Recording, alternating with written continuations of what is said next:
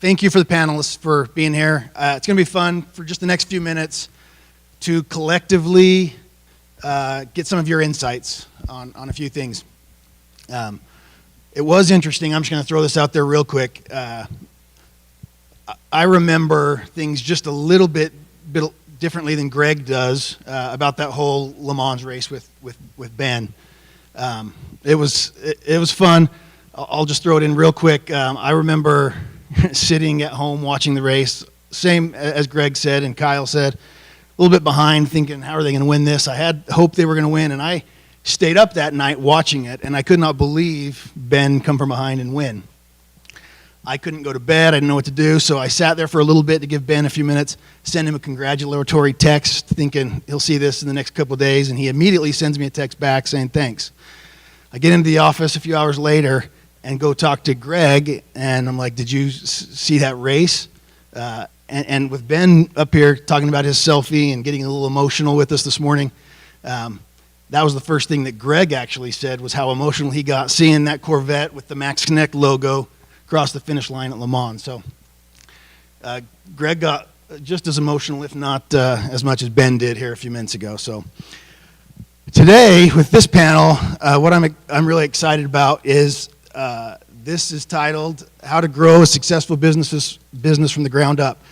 I'm hoping that we can just start and get to know these gentlemen a little bit better. So if you want to take just a minute or so, explain your business, introduce who you are, and then I think we've got some questions for you as well. So Bruno, you're in the middle. Why don't you start? All right. So Bruno Lima. I'm actually originally from Brazil, but I moved here to the U.S. When I was a kid. I was 9 years old. So we started the company Pura. It's a IoT home fragrance company. We have those little smart devices controlled from your phone. Essentially a partner marketplace for a lot of fragrance companies. So we work with your traditional Capri Blue, Nest Fragrance, Tommy Bahama, and then some atypical like Disney or Ford Motors or Coca-Cola, kind of different kind of brands as well to create fragrances. Mark? Hey, I realize that I'm the old guy in the room, and I have to stand up for just a second. In fact, would it be okay if they have like 10 seconds to stand up, kind of touch your toes? We've been sitting for quite a while, and I know for me and my back, I just need to stand up and just stretch for a minute. Wow. I don't know how this happened. It used to be that when I got in a room, I was the young guy. And all of a sudden, boom, things have changed. Okay, great. I'm happy to be here with you all today. My name is Mark Dietlein. I'm one of the co-founders of Hale Center Theater. We started 40 years ago, or at least we're coming up on 40 years. We started in 1985, and I like to say that we are in the happiness business. And I think Phil gave a great case for why people come to Hale Center Theater as he reviewed with us kind of the doom and gloom of our current macroeconomic status. Just a lot of crazy, weird things happening. And one of the reasons that we find people come to Hale Center Theater is just to have an escape from their normal lives and to just have a chance to be with friends and family. I'll get into more information about it as we move along, but we're just pleased to be able to do something that brings happiness to people, and that's all I'll say right now, because I'm sure I'll have a little more time as we get into this. Thank you. All right, pleasure to be here. My name's Chris Sutton, and I'm from Indianapolis, and so it actually feels a little bit like home. We have a tiny little race, I think, next weekend called the Indianapolis 500, which I'm 46. I've probably been there 30 times, to be quite honest. I've been a sponsor on the car. It does feel good when your car crosses the finish line. And I would encourage anybody for Memorial Day weekend to go there. There's nothing like it. I've been to Super Bowls. I've been to lots of different sporting events. There's nothing like Indianapolis in the month of May, as Ben can probably contest. So anyhow, very excited to be here. I'm with a company called Blended Health. I've been with Blended Health now for a whole 7 months. And prior to that, I was with a company called Hope Ridge. Hope Ridge was an autism company Really, I joined when they were about phase 3. So this is how do you grow a company from the ground up. I've actually helped companies grow really like phase 2, phase 3, how to go get more investment, how to go get more money, how to continue to grow. I've had the pleasure of growing a company into over $2 billion. I've also had the pleasure now of growing Hope Ridge from 30 million and 20 locations to the largest autism provider in the United States, 12 states, over 300 million. And I chose to leave again to try and help another company, which is Blended Health, which focuses on mental health. And we're more in the intermediate acuity. There's 3 major companies in the US. They're called more just like talk therapy. We don't do that. That's like you have a bad day, you call the 800 number to go through that. We're more of the intermediate therapy. They've been struggling for several months, taking antidepressants. Maybe there's an addiction issue, and we're there to help get their life back on track. The addiction is about 20% of our business. Everything else, anxieties, depressions, things like that, is 80% of the business. So we're looking to grow it and become the largest intermediate mental health therapy company in the U.S. And I just love growing businesses, so I'm excited to talk about how to do that. Awesome. Thank you. As you can quickly see, there's a lot of insight and wisdom on this side of the stage. So when we talk about growing a business from the ground up, Mark knows this. I went to lunch with him some time ago. We kind of talked about it. I'm not sure he knows just how much I spend time at the theater. Right? I love it. It's just been a passion of mine for a long time. So Mark will correct me if I've got any of these numbers wrong. I know in 1985 is when you all opened your first theater. It was in South Salt Lake. I remember as a young child attending with your church group. And that was kind of my first step of going there. 220-ish seats in the theater. You blew out a wall. You took it to 300 seats, added some more space later, 350 some odd seats. And the time came to build another new building in 2008 in West Valley. I actually grew up about 2 miles from there, just on the other side of the freeway. So I was, through college, I was working for a place that we shared a parking lot with them. So I was right there, attending the theater as much as I could. And that started at, 550 seats. Again, blow out a wall, grow it to 600 seats. I don't know if these numbers are exact, but hopefully they're close. And then 2017 comes around, and if you've driven down I-15, you've seen this beautiful, huge theater. Now there's 2 stages, holds 919 seats and 500 on the other, 1,500 seats. You've got 600,000 patrons that come every single year, and over 30,000 season ticket holders. So when we talk about growing from the ground up, I think we can see a lot from there. Why don't you take just a second and tell us what it took to grow this? Where were those inflection points? When did you decide we needed to grow? And tell us a little bit about that growth at Health Center. Well, I'm impressed that you've got those numbers down. That's pretty darn good. Like Ben, I am 3rd generation as far as theater. Generations of those who have been involved in the theater.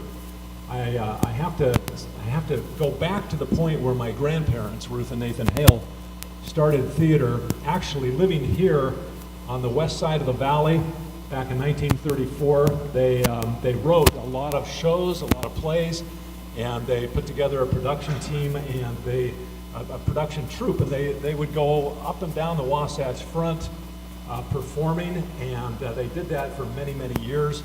That wasn't enough to pay the bills, so Grandpa worked out at Utah Copper, which is what it was at that time, and Rio Tinto nowadays.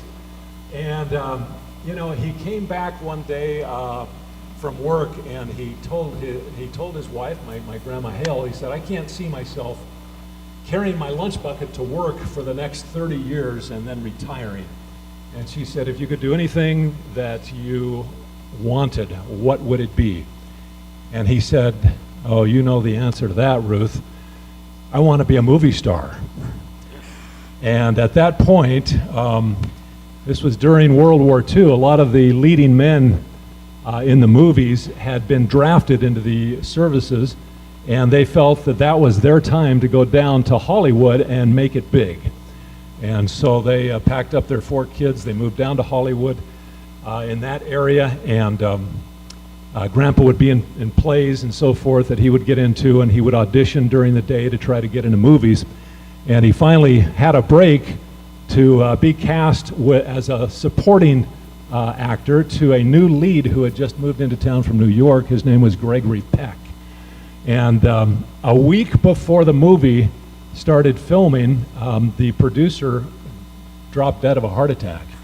And so that didn't go through, but one of their friends simply said, Ruth and Nathan, you've written all these shows, why don't you just open your own theater? And so they did. And in Glendale, California, in 1947, they started producing shows. And 10 years into it, they were bursting at the seams and needed to build another theater that was larger. They invited their daughter, who was my mother, and husband to come on as partners with them. And so that's what I grew up with from the time I was a little kid. And it was interesting, from the time I was just a small child, whenever there was a show that had a child actor who was needed, if me or my siblings fit that particular age, Grandma would say, "You're it." And so just by virtue of being drafted, voluntold, I was in shows from the time I was a little kid, and then working at the theater. Like Ben, you started at age 11. Well, I was the official janitor of the theater at age 8. I don't know how good I was, but that's what I would do, and I was involved in selling tickets and concessions and running lights and doing stuff like that. So theater became just part of me. And years later, after I had graduated from BYU and had at the time was working for Xerox, we were living in Pocatello, Idaho, and somehow or other that theater bug was still in me. And I told my wife, Sally, hey, let's start a little theater here in Pocatello.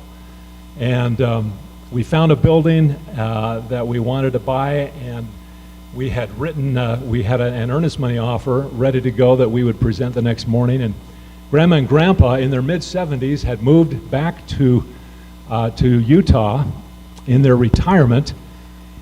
And they heard about us wanting to do a theater up there. They called us the night before we submitted the offer on that building, and they said, don't do a theater in Pocatello, come down to Salt Lake and do a theater with us.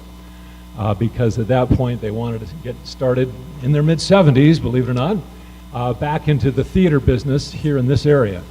So we linked arms with them and also one of their other daughters, and again back in 1985 started in South Salt Lake. And we would see some interesting things happen. The Hales had quite a following in Southern California, and it was interesting at that time. A lot of folks from Southern California were moving up to Utah, and as soon as they found out that the Hales had started a new theater, we had a ready-made audience because people would come, they wanted to see them, who had attended their shows in California. And as you say, as time went on, people kept coming. We needed more and more seats, and so we went from one theater to another theater to another. And that's really how I got involved, was because of the invitation of my grandparents and because of my younger days being involved in theater and having that just be a part of me, something I wanted to do because I had seen the impact of what theater does for people, and I wanted to be a part of that. Awesome. Thank you. Chris, the word or phrase mental health has kind of been a buzzword, and especially in the business community over the last 4 or 5 years. I know there's great work behind that and things.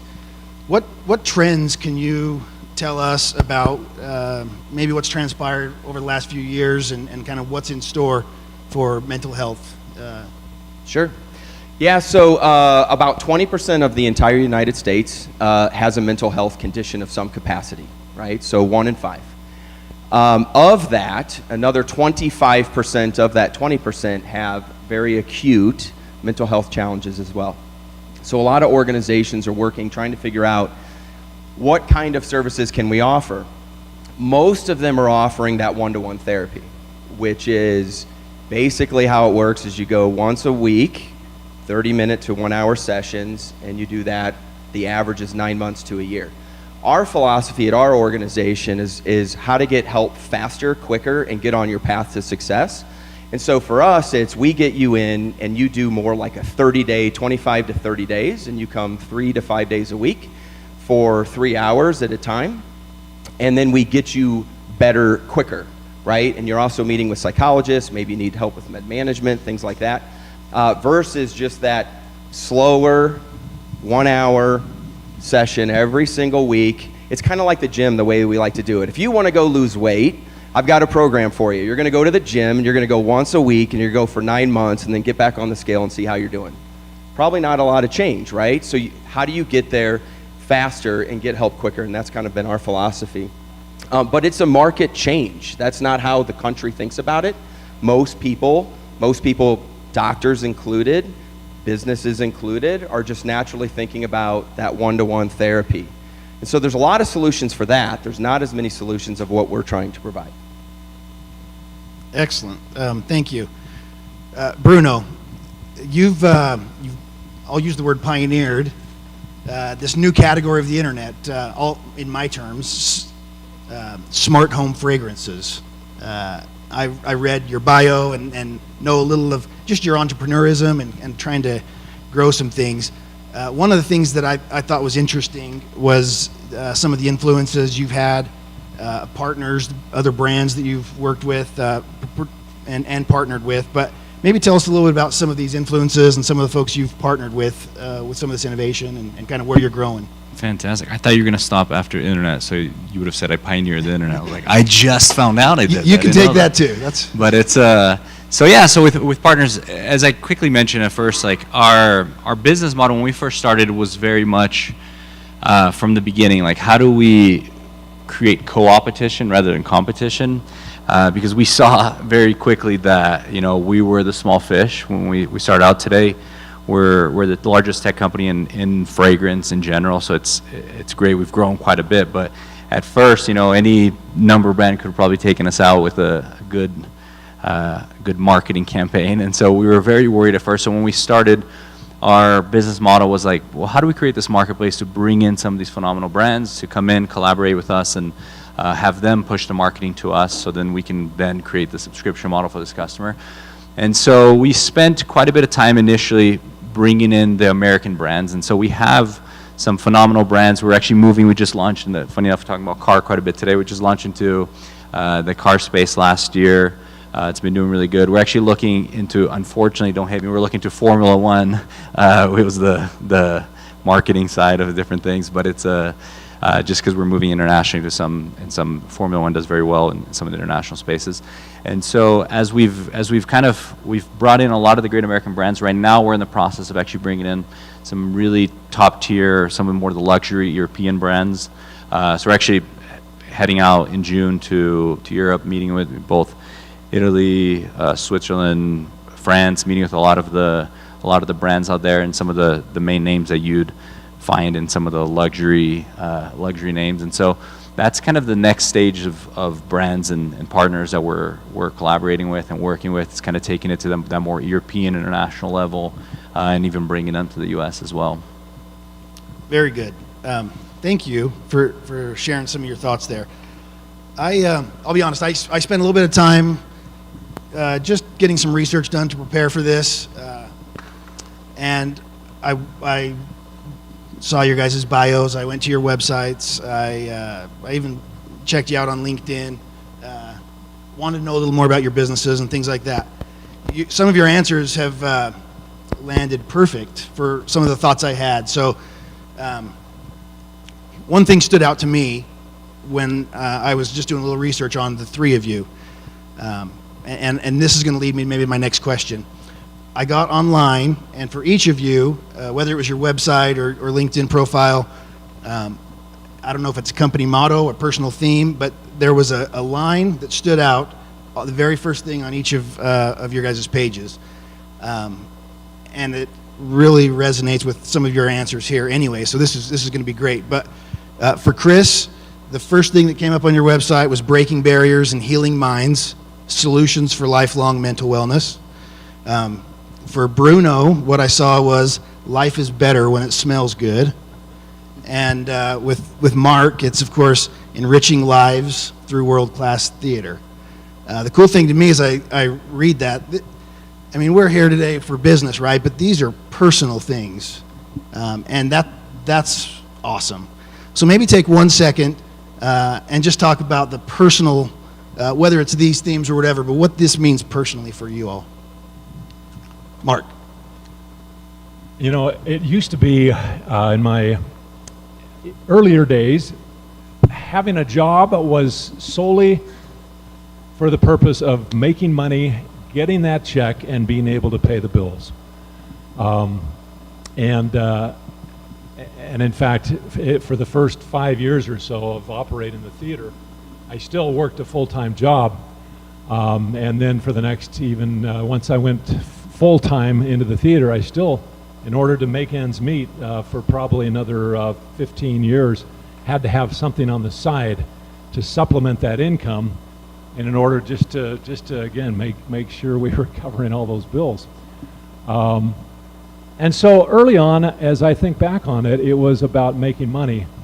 And at some point later on, my viewpoint about going to work every day changed. And it really boils down to what kind of a difference am I making in the world each day? Is this world going to be any different had Mark Dietlein come into it or not? And really that's what drives me. And so it ties in very well with our mission statement of enriching lives. And there's a whole lot of ways to do that. These gentlemen are doing it in their particular way. We are doing it through entertainment. And